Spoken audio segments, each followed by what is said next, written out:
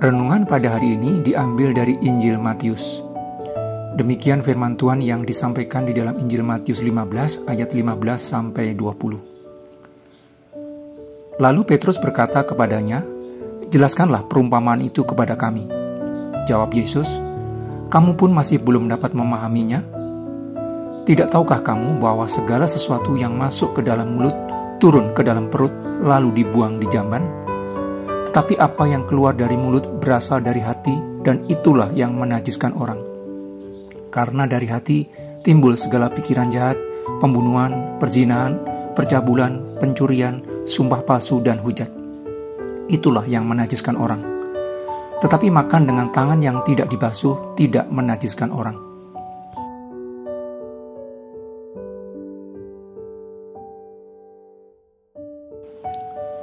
Murid-murid Yesus Kristus yang merupakan bagian dari orang Yahudi dengan tradisi ibadah yang menekankan hukum halal haram secara jasmania, ketika mendengar Yesus mengatakan kepada banyak orang Yahudi bahwa bukan yang masuk ke dalam mulut yang menajiskan orang, melainkan yang keluar dari mulut, itulah yang menajiskan orang, bingung, tidak mengerti.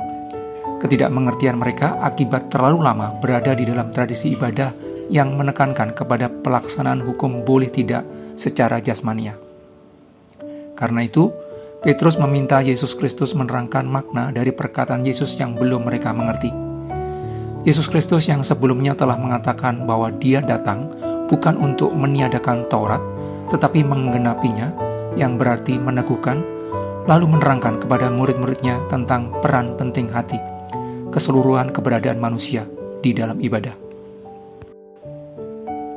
Berbakti kepada Tuhan bukanlah tentang tubuh yang membungkuk di rumah ibadah, tetapi tentang hati yang tunduk kepada Tuhan. Berbakti kepada Tuhan bukanlah tentang tubuh yang menjalankan rangkaian kegiatan yang terkait dengan ritual ibadah mingguan, tetapi tentang hati yang rela dibentuk sesuai rancangan damai sejahtera Tuhan.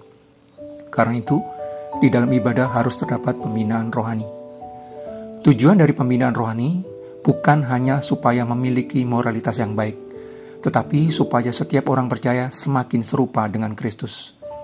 Menjadi serupa dengan Kristus di dalam seluruh keberadaan dirinya, pikiran, hati, dan perilaku. Karena kerohanian mencakup seluruh aspek hidup seseorang, maka pembinaan rohani bertujuan membawa orang percaya supaya selaras dengan kehendak Allah di dalam seluruh aspek hidupnya. Moralitas adalah salah satu aspek yang harus ditata sesuai kebenaran Allah.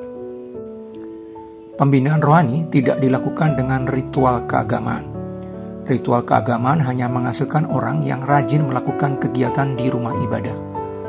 Ritual keagamaan hanya menghasilkan orang yang tubuhnya terbiasa melakukan sesuatu yang dianggap baik di rumah ibadah.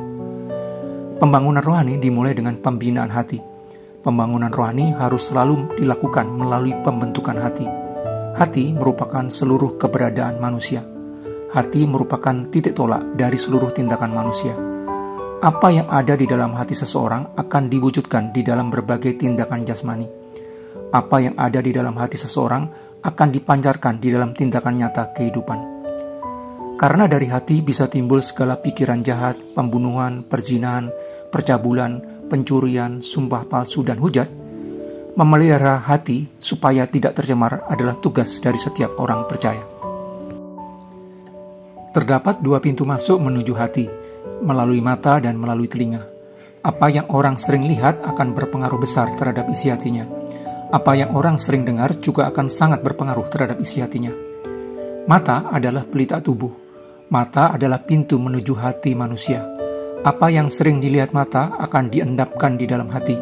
Apa yang ada di dalam hati adalah akumulasi dari apa yang sering dilihat oleh mata. Dan apa yang ada di dalam hati seseorang akan diwujudkan di dalam berbagai tindakan jasmani. Telinga adalah pintu lain menuju hati. Apa yang sering didengar telinga akan diendapkan di dalam hati. Apa yang ada di dalam hati adalah akumulasi dari apa yang sering didengar telinga.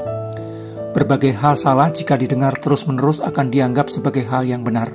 Berbagai perbuatan dosa jika terlalu sering didengar akan dinilai sebagai tindakan biasa. Dan apa yang ada di dalam hati seseorang akan diwujudkan di dalam berbagai tindakan jasmani. Cara hidup seseorang merupakan perwujudan dari apa yang orang sering lihat dan dengar dalam jangka panjang. Di dalam era internet bebas berkecepatan tinggi, mata dan telinga manusia dibombardir dengan berbagai informasi dalam wujud audio dan video tanpa batas. Menyeleksi dengan ketat apa yang orang lihat dan dengar merupakan keharusan. Tanpa seleksi ketat, orang percaya bisa terjerumus masuk ke dalam situasi yang disebut Yesaya sebagai kumpulan orang yang memuliakan Tuhan dengan bibirnya, padahal hatinya jauh daripada Tuhan. Kumpulan orang munafik. Karena itu, mengelola apa yang orang percaya lihat dan dengar untuk mengisi hati merupakan bagian dari tindakan penting menjaga hati supaya selaras dengan kebenaran Allah. Menyeleksi dengan ketat apa yang orang percaya lihat dan dengar adalah suatu keharusan. Memilih apa yang tidak perlu dilihat dan dengar adalah suatu kewajiban.